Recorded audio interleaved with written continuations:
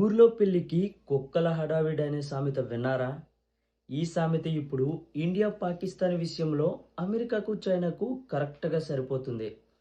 ఎందుకంటే Donald Trump ఎప్పటి నుంచో ఇండియా పాకిస్తాన్ వార్ను నేనే ఆపానంటూ ప్రపంచం ముందు గొప్పలు చెప్పుకుంటున్నాడు. ఇప్పుడు అదే లైన్లోకి చైనా కూడా ఎంటర్ అయింది.